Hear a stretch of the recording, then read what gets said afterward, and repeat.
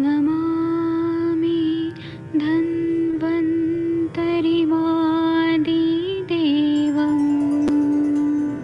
सुरासुरैर्वन्दितपादपद्मम् लोके जरामृत्युनाशं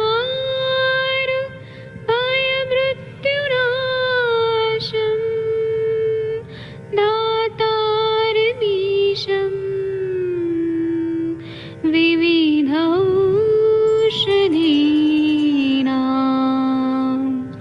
शङ्खं चक्रं जलौकां दधतं मृतघटं चारुतोर्भिश्चतुर्भिः सूक्ष्मस्वच्छादिरुद्यं शुकपरिविलसन्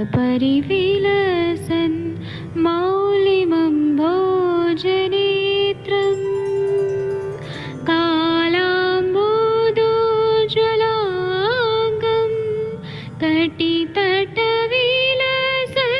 चारुपीताम्बराढ्यं वन्दे धन्वन्तरिन्तं निखिलगदमिव प्रौढदावाग्निनीलम्।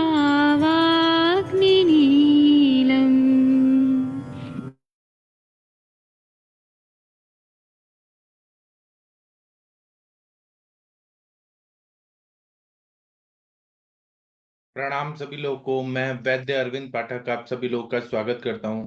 आइए आज हम लोग कर्ण रोग निदान यह हम पढ़ने वाले हैं। आप सबके सब भारत के सर्वश्रेष्ठ चिकित्सक लोग हैं, सभी को मैं प्रणाम करता हूं।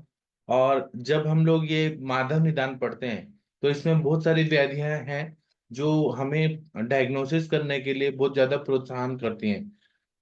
अगर हमने माधव निदान पढ़ा तो कोई भी बीमारी जो है, बड़े से बड़ी बीमारी को डायग्नोसिस करना बहुत इजी हो जाता है। और ये हमारा बेसिक है। सभी बीएमएस होल्डर लोगों को, जिनको भी डिग्री मिली है, सभी को यह पढ़ना जरूरी है। माधव निदान, बिना माधव निदान पढ़े आप लोग निदान नहीं कर सकते हैं। तो कर्ण रोग निदान, इसमें पहला नंबर का श्लोक है। समीरण श्रोत्रगतो अन्यथा चरण समन्ततः शूलम मतीव कर्णयोः करोति दोषश्च यथा स्वम आवृतः स कर्णशूलः कथितो दुराचरः। कानों में प्राप्त वायु की गति जब प्रतिलोम हो जाती है, वायु का जो एक गति होता है कानों में, लेकिन वह अनुलोम नहीं होके प्रतिलोम हो रही है, तो कानों में अत्यंत पीड़ा होती है। वायु जो है उल्टे डायरेक्शन में जाके बहुत पेन करता है। पित्त, कफ और रुधिर अपने कारणों से कुपित होकर वायु को आवृत कर देते हैं।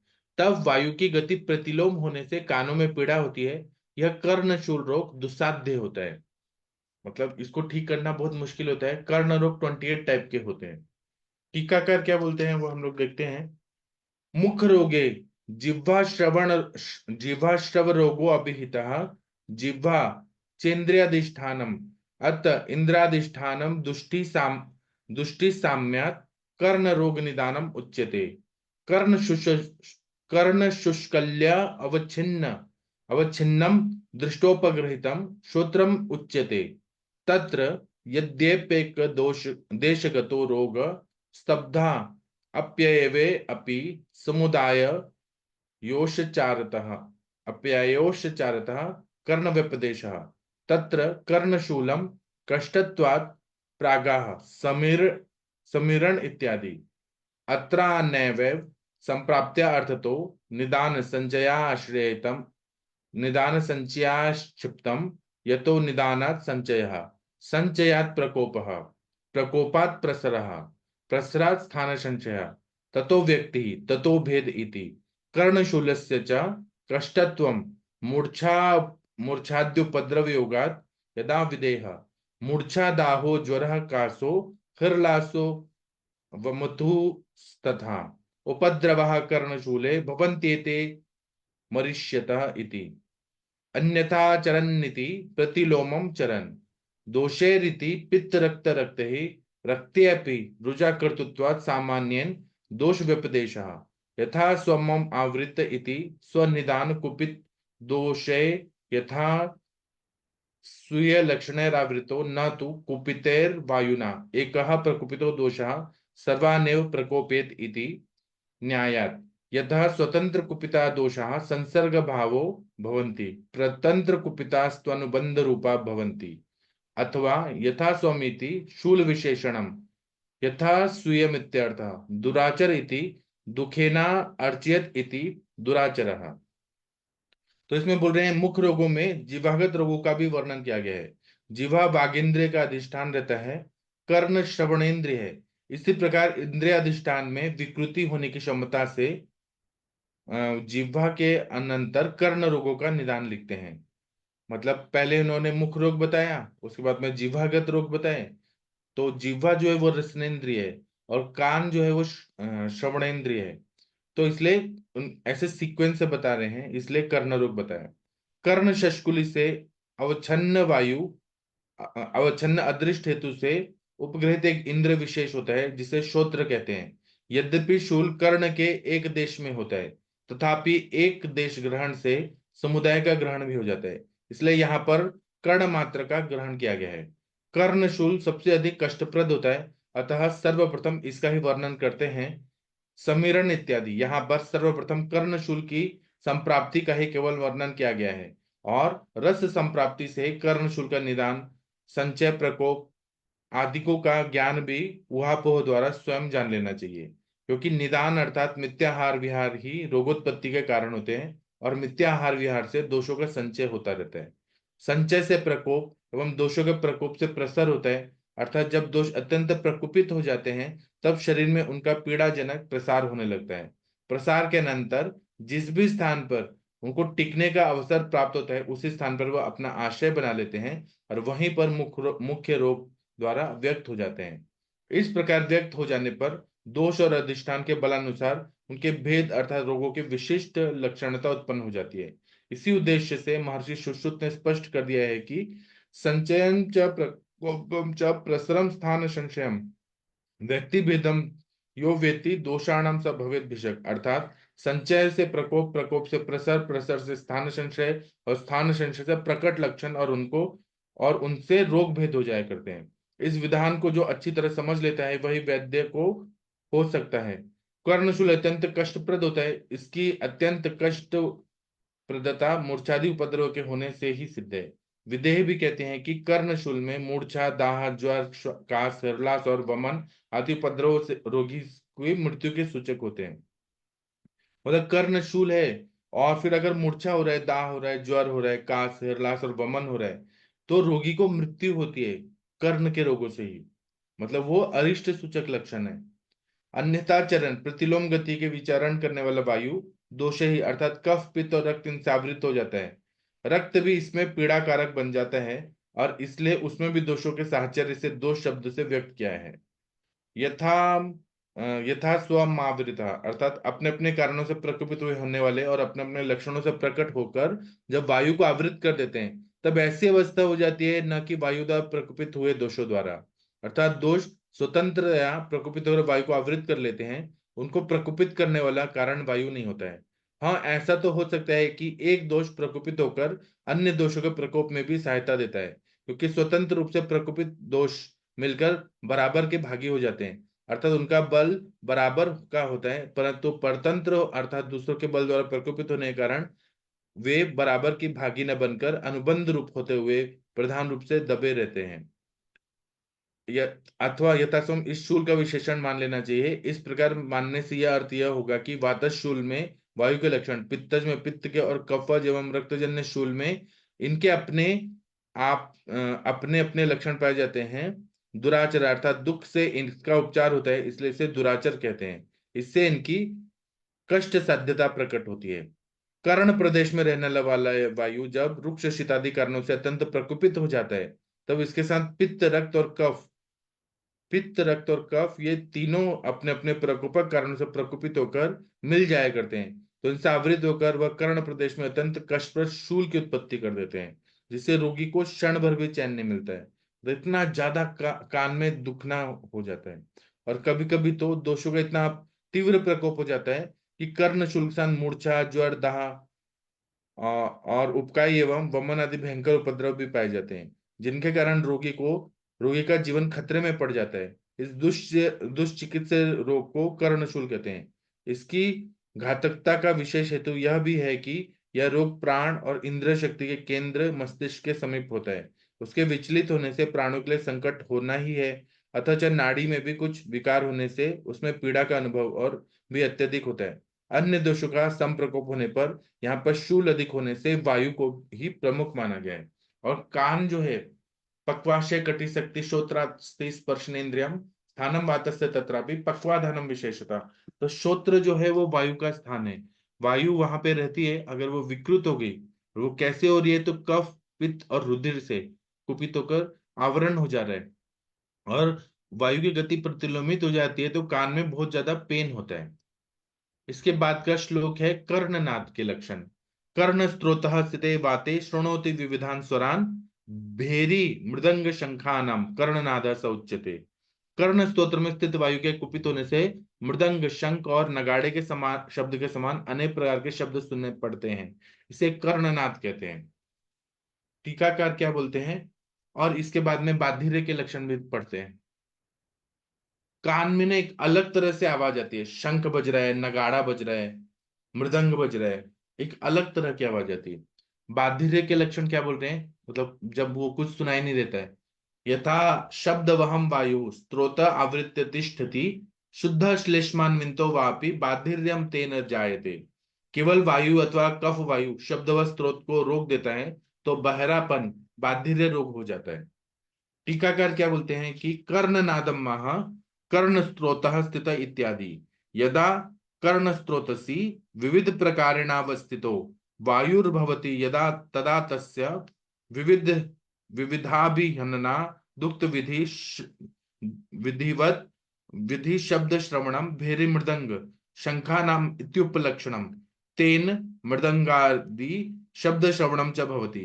यदुक्तम विदेहे शिरोगतो यदा वायुः श्रोत्रेयो प्रतिपद्यते तदा तु विविधान शब्दान समीरयति कर्णयोः भृंगार क्रौंच नादम वा मंडुक काकयोस्तथा तंत्री मृदंग शब्दम वा सामतुर्य स्वनम तथा गीता अध्ययन वंशानाम निर्घोषम ष्ठवेडनम तथा अपामिव पतंतीनाम शकटस्येव गच्छता श्वसतामिव सर्पाणाम सदृश श्रूयते स्वनः इति। कर्णनाद के लक्षण कहते हैं कर्ण स्त्रोतः स्थित इत्यादि। जब वायु कर्ण कुहर के मंडल में कुपित होकर अनेक प्रकार से विचरता है, तब कर्ण पटह में विविध प्रकार के आघात के कारण कान में भेरी मृदंग शंख आदि के अनेक प्रकार के शब्द गूंजते रहते हैं। इसी बात को विदेह ने प्रकट किया है कि शिरोगत वायु जब कुपित होकर कर्ण प्रदेश में अधिष्ठित हो जाता है, तब वह कर्ण द्वारा अनेक प्रकार के स्वसंवेद शब्दों को प्रस्तारित करता रहता है, जिससे रोगी को भृंग क्रौंच मेढक काक आदि प्राणियों के एवं वीणा मृदंग आदि वाद्यों के गाने बजाने एवं ऊंचे ऊंचे बोलने जैसे शब्द सुनाई पड़ते हैं। और कभी कभी ऐसा प्रतीत होता है कि काल में झरना बह रहा है, अथवा गाड़ी चल रही है, अथवा सांप फुफकार रहा है इत्यादि अपनी कल्पना के अनेक प्रकार के शब्द बहिर्मुख होते रहते हैं। शीर प्रदेश में रहने वाला वायु जब कर्ण प्रदेश में अपना प्रकोप प्रकट करता है, तब कर्ण पटह से संबंध रखने वाली श्रावणी नाड़ी की गति प्रतिलोम हो जाया करती है, जिससे शिरा कोश में अभ्यंतर रहने वाला वायु मस्तिष्क के किसी दूसरे भाग में व्यय की जाने वाली शक्ति को कर्ण कुहर द्वारा बाहर की ओर प्रसारित करता रहता है। तब कई प्रकार के विचित्र शब्द भी कान में स्पष्ट गूंजते रहते हैं। इस रोग को कर्णनाद कहते हैं। जब वही वायु आवृत अत्यंत विकृत होकर शब्द वाहिनी नाड़ी को ही विकृत अथवा क्रियाहीन कर देता है, मनुष्य बिल्कुल बहरा हो जाता है। इस रोग को बाधिर्य कहते हैं। यह रोग केवल वायु के प्रकोप से ही हुआ करता है, अतः कफ मिश्रित वायु के प्रकोप से भी अवस्थानुसार हो जाया करता है। इसके बाद में 4th नंबर का श्लोक है कर्ण श्वेड के लक्षण। वायु पित्तादिभिर युक्तो वेणुघोषोपमं स्वनम करोति कर्ण्यो श्वेडम कर्ण श्वेड स उच्यते। इसका मतलब यह है कि पित्त आदि से युक्त वायु कानों में बांसुरी बजने का ऐसा शब्द उत्पन्न कर देता है, तो उसे कर्ण श्वेड कहते हैं। कर्णनाद अलग हो गया, उसमें बहुत आवाज ज्यादा आ रही है। और यहाँ बांसुरी बजने जैसा शब्द हो रहा है। बांसुरी तो ये लोग बोल रहे हैं, लेकिन वहां पे ऐसे बहुत कंटिन्यू आवाज आती है, उसको कर्ण श्वेड बोलते हैं।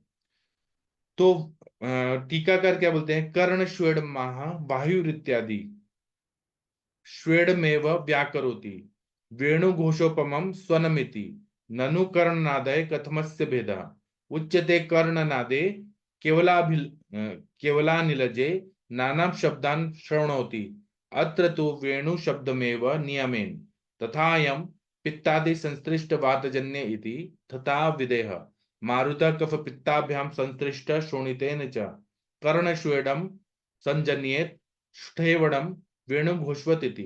कर्ण स्वर के लक्षण कहते हैं वायु इत्यादि वेणु बंशल वंशी के समान स्वर से केवल स्वर का ही लक्षण प्रकट करते हैं। इसमें प्रश्न उठता है कि अगर कर्णनाद में भी वेणु आदि के समान शब्दों का संबंध प्रकट कराए हैं, फिर इन दोनों में भेद क्या हुआ। इसका समाधान करते हुए लिखते हैं कि कर्णनाद में तो केवल वायु के प्रकोप से नाना प्रकार के शब्द सुनाई देते, किंतु कर्ण स्वर में केवल वेणु घोष के समान एक ही प्रकार का निश्चित शब्द सुनाई पड़ता है। इसके अतिरिक्त इसमें वायु के साथ पित्तादि दोषों का संसर्ग भी होता है। विदेह भी कहते हैं कि वायु पित्त कफ और रक्त से मिलकर कर्ण श्वेड रोग उत्पन्न कर देता है।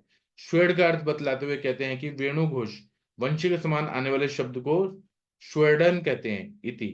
कुपित वायु जब विकृत हुए पित्त कफ और रक्त के साथ मिलकर कानों में वंशी निनाद के समान निरंतर शब्द करता रहता है, तब इस रोग को कर्ण श्वेत कहते हैं। कर्णनाद केवल वायु से होता है एवं उसमें कई प्रकार के श्वेड सुनाई पड़ते हैं, किंतु कर्ण श्वेड वात प्रधान रोगों के मिश्रण से होता है और उसमें वंशी के समान कान से आवाज आया करती है। इसके बाद में आ रहा है कर्ण स्त्राव। ओटाइटिस मीडिया जब रहता है, वहां पे इंफ्लेमेटरी कंडीशन होती है, तो क्या होता है, तो बता रहे हैं शिरोभिघाता दत्वा निमज्जतो जले प्रपाक दत्वा अपि विद्रदे स्त्रवेद्धि पोयम श्रवणो निलार्दितः सकर्ण संस्राव इति प्रकृतितः। सिर में चोट लगने से अथवा स्नान करते समय कानों में पानी जाने से अथवा कान में फुंसी निकलकर पक जाने से कान से पीप बहने लगता है, इसमें वायु का विकार होता है, इसे कर्ण स्त्राव कहते हैं। टीकाकार क्या बोलते हैं, कर्ण स्त्रावम माह शिरोभिघाता इत्यादि स्त्रवेद्धि पोयमित्युपलक्षणम तेन रक्त जले च स्त्रवत इति मंतव्यम शिरोभिघातात् जल मज्जन मात्रेण पोयस्या संभवात् अथवा प्रपाकादिति सर्वत्र संबध्यते तर्हि न पाकात् पृथक् स्त्राव उक्ता सर्वत्र पाकस्या विशिष्टत्वादिति कार्तिकः ननु पाकाद विद्रदे स्त्राव संभवस्तु विद्रदो तु वातेतर दोषस्यापि संभवात् कथमानिलार्दित इत्युक्तम उच्यते अतिश्रवणात् अत्रानिल कोपादभि निलार्दितत्वं बोद्धव्यम। कर्ण स्त्राव के लक्षण कहते हैं शिरोभिघातक इत्यादि। पोय स्त्राव तो उपलक्षण मात्र है, इससे इससे कान द्वारा रक्त और जल का स्त्राव भी पाया जाता है, ऐसा समझना चाहिए, क्योंकि सिर में अभिघात मात्र से अथवा जल में डुबकी ही लगाने से कान में पोय नहीं हो सकता अथवा प्रपाक शब्द का सर्वत्र संबंध हो सकता है। इससे यह सिद्ध हुआ कि पाक के बिना कान में किसी प्रकार का स्त्राव नहीं हो जाता और पाक सब में एक बराबर हो सकता है। अर्थात सिर में अभिघात हो जाने से अथवा जल में डुबकी लगाने से कान में जब जल भर जावे अथवा विद्रदी हो जाने से जब कान अंदर से पक जाता है तब उसमें से स्त्राव आने लगता है। यह कार्तिक का मत है, मतलब उसमें अंदर एब्सेस हो रहे हैं, वहां पे फोड़े हो रहे हैं, बहुत ज्यादा फुंसी हो रहे हैं, वो पक जा रहे हैं तो पीप आने लगता है, इन्फ्लेमेटरी कंडीशन होती है। अब प्रश्न उठता है कि विद्रदी के पकने से स्त्राव तो निश्चित है, किंतु विद्रदी तो वायु के अतिरिक्त अन्य दोषों से भी हो जाया करती है, तो फिर यहाँ पर अनिलार्दिता यह कहकर केवल वायु को ही क्यों संकेत किया गया है। इसका समाधान करते हुए लिखते हैं कि अति स्त्राव से वायु का कोप बढ़ जाता है, इसलिए यहाँ पर वात जनित पीड़ा का विशेष बोध होता है, ऐसा समझना चाहिए। मतलब वायु का कोप बढ़ जाता है और बहुत ज्यादा पेन होता है। सिर में चोट लगने से अथवा पानी में तैरने से या डुबकी लगाने से जब कान में पानी भर जाए अथवा कान में विद्रदी होकर पककर फूट जाए, इन कारणों से कान में से पोए मवाद अथवा कई बार पतला तरल रक्त भी बहता रहता है, तब कान में वातजन्य पीड़ा भी होती है। इस रोग को कर्ण स्त्राव कहते हैं। इसके बाद का जो श्लोक है, कर्णकंडू और कर्णगूथ के लक्षण। यहाँ पे वो कान में जो मैल जमा हो जाता है वो कर्णगूथ बता रहे हैं, और खुजली का भी बता रहे हैं कर्णकंडू। मारुता कफ संयुक्त कर्ण कंडुम करोति च, पित्तोष्म शोषिता श्लेष्मा कुरुते कर्णगूथकम।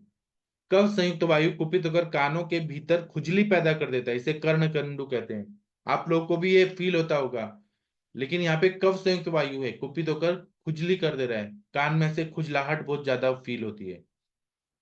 और फिर क्या बोल रहे हैं, एक मिनट रुक जाइए। पित्त की गर्मी कफ को सुखा देती है, तब कानों में खुजली होने लगती है, इसे कर्णगूथ भी कहते हैं। टीकाकार क्या बोलते हैं, इसके बाद वाला भी पढ़ लेते हैं। कर्ण प्रतिनाह, स कर्णगूथो द्रवताम गतो यदा विलायितो घ्राण मुखम प्रपद्यते, तदा स कर्ण प्रतिनाह संगितो भवेद विकारः शिरसो अर्ध भेदकृत। वह कर्णगुद पसीने से अथवा कान में तेल डालने से जब गीला हो जाता है तो नाक या मुंह में प्राप्त होता है, उसमें सिर में अर्धावभेदक अर्धशीसी पीड़ा होने लगती है, इसे कर्ण प्रतिनाह कहते हैं। मतलब वही जो कान का मैल है, अगर उसमें आपने तेल डाला तो वो क्या होगा, कभी कभी नाक में या मुंह में चला जाएगा और उससे बहुत ज्यादा सीवियर पेन होता है। पेन होता है, माइग्रेन जैसा पेन होता है, इसे कर्ण प्रतिनाह कहते हैं। कर्ण प्रतिनाह महा, सकर्णगुथो द्रवताम इत्यादि विलायित इति स्नेह स्वेदाभ्याम विलीनीकृतः सन् घ्राण मुखमिति द्वंद्वत्वात्वेक भावः, तेन घ्राणं च मुखं च प्रतिपद्यत इत्यर्थः। अन्ये घ्राण मुखात् इति पठन्ति, तदा घ्राण मुखासान्नासास्काशात् प्रतिपद्यते गच्छति इत्यर्थः। अथम कफजो विकारः अथवा कर्णगुत्थशोचे मारुतपित्त व्यापात त्रयमाणि त्रयाणामपि संबंधो अस्ति, तेन सन्निपातजोऽयं तथा च विदेह कफाद्वा मारुत्वाद्वापि सन्निपातेन वा पुनः इति। शिरसो अर्धभेदक कृदिति अर्धावभेद शिरो रोग कृत। कर्ण प्रतिज्ञा के लक्षण कहते हैं, सकर्णभूत इत्यादि विलायिता अर्थात स्नेह और स्वेद से विलीन होकर अथवा पिघल कर, घ्राण मुखम यहाँ पर द्वंद्व समास होने से एकत भाव हो जाता है, इसलिए घ्राणम च मुखम च अर्थात नाक और मुख के रास्ते वह आता जाता रहता है। दूसरे आचार्य घ्राण मुखात ऐसा पाठ मानते हैं, तब इसका अर्थ नाक के रास्ते बहने लगे ऐसा हो जाता है। यह रोग कफ प्रकोप से होता है अथवा कफजन्य कर्णगुद के सूख कर पिघल जाने से वायु और पित्त का भी संसर्ग पाया जाता है, इसलिए यह सन्निपातज होता है। विदेह भी यही कहते हैं कि कफ से, वायु से और सन्निपात के प्रकोप से यह रोग हो जाता है। इति शिरस्सो अर्धभेदकृत अर्थात अर्धावभेदक नामक श्री रोग कर दिया जाता है। कफ से मिला हुआ वायु कान में खुजली कर देता है, इस रोग को कर्णकंडू कहते हैं। वात मिश्रित संचित कफ जब पित्त की गर्मी से कान में सूख जाता है तब उसे कर्णगूत कहते हैं। प्रचलित भाषा में इसी को कान का मैल कहते हैं। यही कर्णगूत अधिक गर्मी पाकर जब पिघल जाता है तब पिघल कर नाक के रास्ते बहने लगता है तो उसे कर्ण प्रतिनाह कहते हैं। इसे शिर का स्नेहांश भी, जिसे कि तर्पक श्लेष्मा कहा जाता है, पिघल कर आने लगता है, जिससे कि सिर खाली हो जाता है और आधा शीशी का रोग भी हो जाया करता है, इसे कर्ण प्रतिनाह कहते हैं। इसके बाद में कान में कृमि हो जाते हैं, कीड़े हो जाते हैं, तो क्या होता है, यदा तुम मूर्छन्त्यथवापि जंतवः सृजन्त्यपत्यान्यथवापि मक्षिकाः तद व्यंजनत्वात् श्रवणो निरुच्यते विषग्भिराद्यैः कृमिकर्णको गदः। जब कानों के भीतर कीड़े पड़ जाते हैं अथवा मक्खियां अंडे रखती हैं तब कानों में कृमि के लक्षण प्रकट होते हैं। वैद्यों ने इसे कृमिकर्ण कहा है, यह त्रिदोषज रोग है। टीकाकार क्या बोलते हैं, कृमिकर्णक माह यदेत्यादि यदा तु मूर्छन्ति उश्रिता भवन्ति जन्तवः कृमयः कृमिमूर्छनं च मास शोणित कोथे इति सति ज्ञेयम् तदन्तरेण कृमिणां संभवात् अपत्यानिति डिम्भकान् तद व्यशमत्वादिति कृमिलक्षणत्वात् श्रवणो निरुच्यत इति कृमिकर्णको गद इति आश्रयात् श्रित योर्भेदोपचारात् श्रवणः कृमिकर्णको गदो भण्यते। श्रवण शब्दः पुलिंगो अपस्ततीव तस्मादेव निर्देशात् प्रतीयते।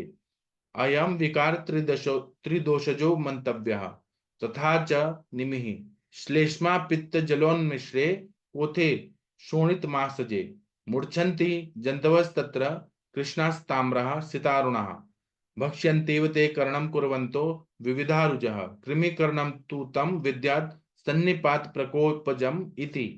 कृमिकर्ण के लक्षण कहते हैं हृदय इत्यादि जब मूर्छित हो जाते हैं अथवा बढ़ जाते हैं, जंतु अर्थात कृमि अर्थात कान में कृमि उत्पन्न होकर बढ़ते जाते हैं। कृमियों की उत्पत्ति मांस और रक्त के सड़ाव होने पर होती है, क्योंकि बिना कोत और सड़ाव के कृमि उत्पन्न नहीं हो सकते हैं। जहां पर भी सड़न हो रही है वहां पर ही कृमि होते हैं, और अभिसंधि खाने से भी होते हैं। अपत्य कान अर्थात कृमि अर्थात मक्खियां अपने बच्चे देती है, अंडे देती है। श्रवणो निरुच्यते कृमि कर्णक, इन दोनों आश्रय आश्रय संबंध होने से अब अभेद दोषाचार व अभेद कल्पना मानी जाती है। इससे श्रवण ही कृमि कर्णक रोग माना जाता है। इस प्रकार इन दोनों में कोई भेद की कल्पना नहीं रहती है। श्रवण शब्द पुल्लिंग या पुमवाचक भी होता है। यह बात इसी प्रमाण द्वारा सिद्ध हो जाती है। इस रोग को त्रिदोष जन्य भी ही समझना चाहिए, क्योंकि निमित तंत्र से भी ऐसा संकेत मिलता है। यथा कर्णगत रक्त और मांस में कफ में पित्त और जल के मिश्रण से कोथ व सड़ाव हो जाता है, तब इसमें अनेक प्रकार के काले लाल सफेद व अरुण वर्ण के कृमि पड़ जाते हैं, और वे कृमि कान को मानो खाते हुए अनेक प्रकार की पीड़ा उत्पन्न कर देते हैं। इस रोग को कृमि कर्णक कहते हैं। यह रोग सन्निपात के प्रकोप से होता है। पूर्वोक्त कर्ण स्राव की अपेक्षा करने पर अर्थात उचित समय पर उपचार न करने से और वहां पर कोतवास सड़ाव हो जाता है, जिससे वहां पर कृमि पड़ जाते हैं, अथवा एक प्रकार की कृमि जनक मक्खी होती है जिसे साई कहते हैं, वह व्रण पर बैठकर अंडे दे जाती है, जो कि शीघ्र ही कृमियों का रूप धारण कर लेते हैं। वह कृमि कान में मानव खाते हुए अनेक प्रकार की पीड़ा उत्पन्न कर देते हैं। कृमियों के मूर्छन से इस रोग को कृमिकर्णक कहते हैं। तो अभी आगे का जो है कर्ण प्रवेश पतंग आदि के लक्षण, कान में कुछ घुस गया, पतंग आदि कीड़े वगैरह चले गए तो क्या लक्षण होते हैं, या हम कल करेंगे। तो मैं अभी का सेशन बंद करता हूँ। आप लोग सबके सब भारत के सर्वश्रेष्ठ चिकित्सक लोग हैं, सभी को मैं प्रणाम करता हूँ। इतना सुबह उठ के आप लोग पढ़ने आए हैं। अब हम लोग 7 बजे मिलेंगे। आप लोग खाना पीना, सॉरी, आप लोग चाय नाश्ता करके तैयार हो जाइए। अब हम 7 बजे मिलते हैं। थैंक यू, प्रणाम सभी लोग को।